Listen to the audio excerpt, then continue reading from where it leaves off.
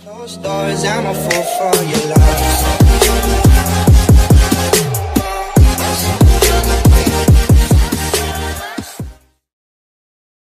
So, hello guys! Welcome back to my channel. It's me, Giselle Salcedo. So, ayun, meron tayo ulit ngayong kakainin. So, ayan, dahil nakikrave ako sa hipon, nakaraan pa. At dahil sa mahal siyang bilhin, dahil mahal yung presyo niya, so ayun, bumili ako kahapon. So ayan, meron tayo ditong buttered shrimp na hinaluan ko siya ng imbis na Sprite, Coke yung nilagay ko. Coke, may butter, at saka may ketchup. So ayan siya. Ayan siya guys. So ayan, ilan lang yung kinuha ko kasi samahan nyo lang akong kumain. So, ayun, ito ang aking hapunan. At ayun, kanina ko pa ito niluto, mga 5:30. Kaya lang, dahil hindi rin ako makapag-video, dahil si baby is makulit pa, so ayun, pinatulog ko muna. So, alas 8 na ngayon. Wow! So, ilang oras ako naghintay para lang makain to. So, ayun, crave na ako. And ayan, magkakamay na lang ako, nagugas naman ako ng kamay. At so, ayan guys, samahan nyo ako. Meron ako itong rice. Laging 2 rice, di ba? So, ayan. Medyo hindi na siya mainit dahil nga kanina pa nga ito. So, ayun.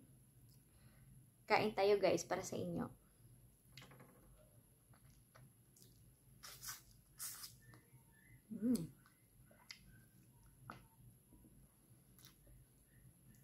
Sarap. Ito yung pinakamalaki. Nag-iisa. Napakamahal ng kilo. Kasi 400 ata ang isang kilo nito. Tapos ilang piraso lang din. Ang binili ko, bumili ako ng halagang 150 para maulam din namin. Para makatikim din yung mga bata. At saka si daddy. So, ayun. Sarap boy kasi yung pinaka malasa niya pumamal talaga sa balat.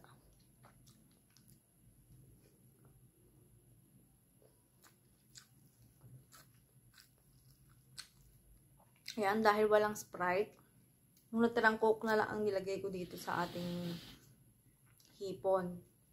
Pwede naman pala siya, di ba? Kasi tumamis naman eh.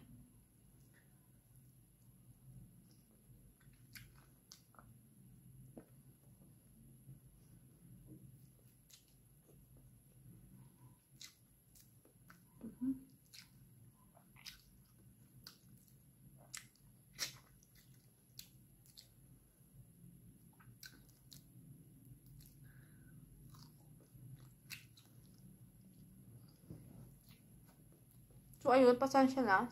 Medyo magalaw. Dito kasi ako sa kama. Sila sa kabilang kwarto si baby. Pag naingayan yan, magigising. Umiyak na naman.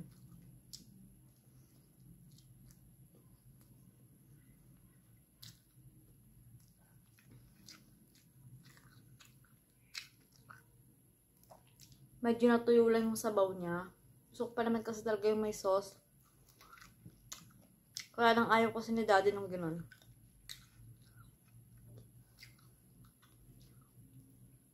Na may masabaw-sabaw. Kaya ayun.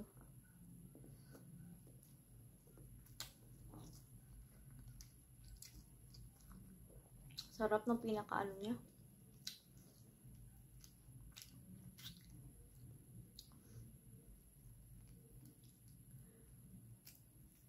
So, ayun, late na ako nag-dinner kasi nga pinatulog ko pa si baby. So, ayun. Kasi hiningal ako. Kasi pag nagising yun, may stop na naman tayo.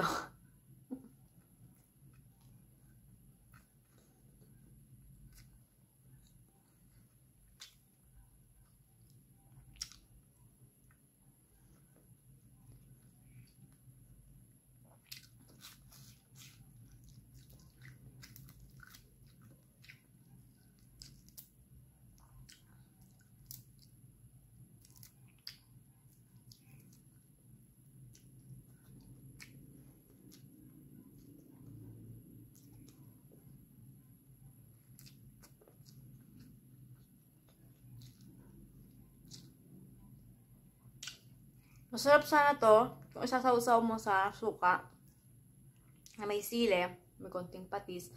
Kaya lang kasi, wala na kaming sili. Ayoko kasi nung suka lang tapos walang sili. Masawsawan. Hindi ko siya maramdaman. So, ayun. Kaya, dahil malayo ang palengke dito. Pero talaga, pag kumakain ako nito, lagi talaga may suka at saka sili. Ay, na-frozen na kasi to. So, kahapon pa. Kaya lang kasi parang sabi ko, nag-orange na kasi yung pinaka-ulo niya. Sabi ko, lutuin na to. Kasi baka maluto na naman siya sa freezer. Kasi ilang beses na kami na ganon. Nilagay namin yung hipon sa freezer. Ilang araw na. Nag-orange na siya. Parang naluto na siya sa sobrang frozen niya.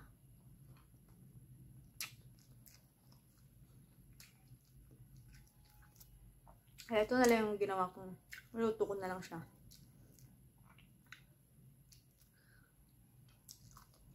May balat pa.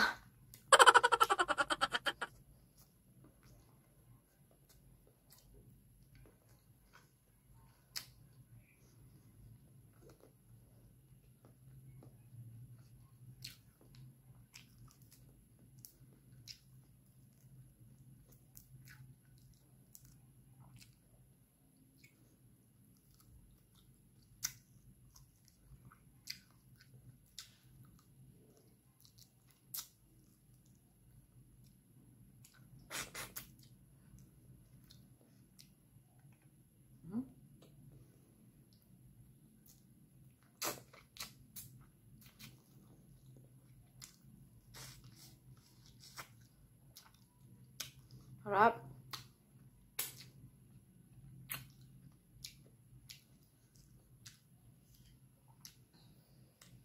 So, ayan, medyo nasunog siya, oh. Kasi nga, inilit ko siya ulit. Kasi kanina malamig na dahil nga ng oras ko na niluto. Harap. Wala lang kasi siyang sabaw, eh. Pero try kong kumuha dito, baka mayroong sabaw. Sinimot.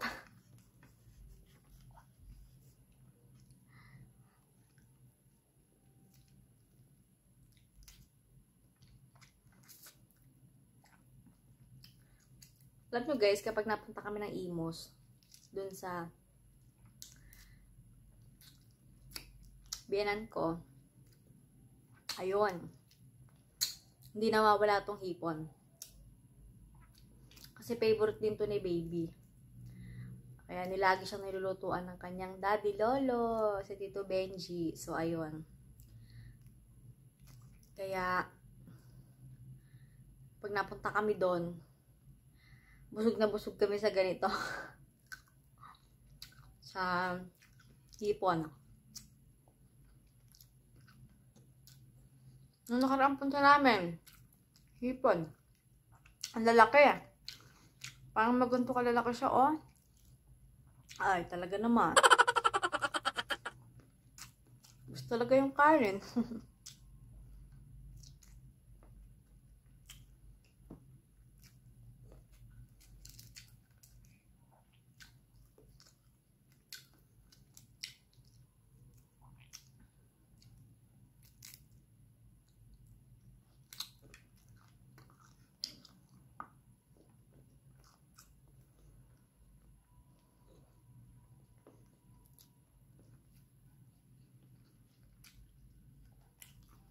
Dalawa pala itong malaki.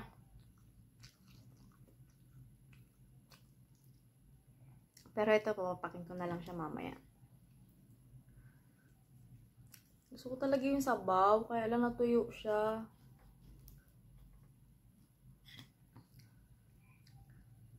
So, ito. Sarap.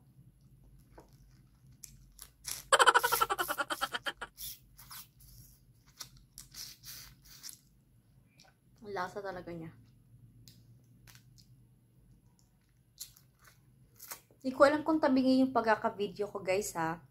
Comment nyo na lang sa baba kung tabingi ba yung pagkaka-video ko. Kasi, medyo nasira na tong aking tripod dahil nga na ano siya, nahulog, natanggal yung pinaka cover niya, yung parang pinaka tumatakip dun sa ilaw.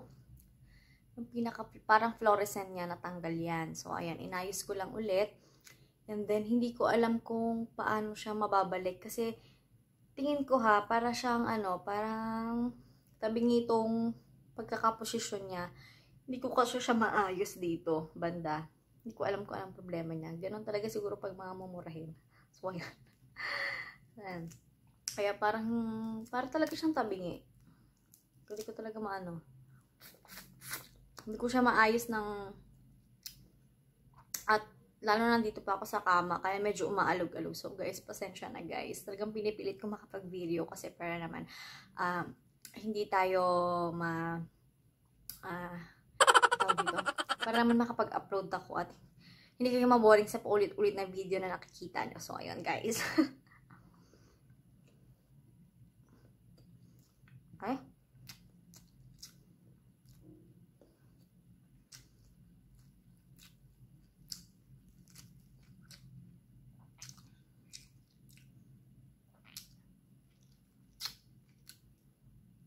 Itong binili ko is 150. Ang 15 pieces na siya na may malaki, may maliit. So, ayun, parang sa 150, parang 10 piso isa. Diba? Kasi 15 pieces, tapos 150 pesos. So, parang kumapatak na 10 piso siya. Diba? Ganito kamahal. Samantalang pampapakulang, kulang pa. Ang buong manok na rin yun, no? Pangkain ng buong pamilya. So, yun guys. Pagbigyan nyo na si Buntis, alam niyo naman.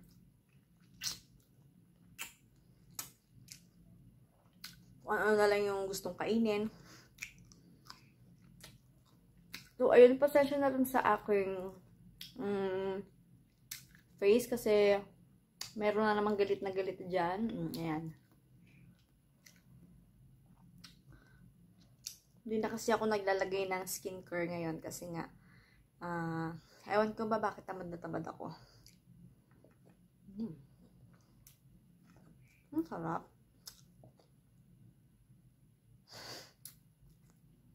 Sarap po.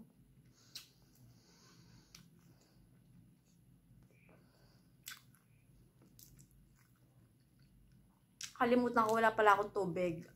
Mamadali talaga ako mag-video dahil palagising si baby. For sure. Hindi na naman ako makakapag-video.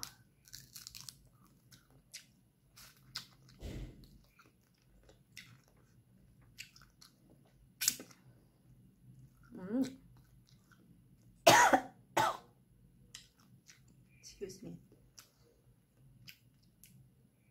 So, ayun guys, tapos na akong kumain at maghapunan, mag-dinner. At so, ayun, sana nag-enjoy kayo at sana nakaisip din kayo ng idea ng gusto nyong ulamin. So, ayun guys, andito ako ulit nagbabalik, Giselle Salcedo. At kung hindi ka pa nakasubscribe sa aking channel, mag-subscribe ka para ma-update ka sa mga bagong video na i-upload ko. So, ayun guys, bye-bye!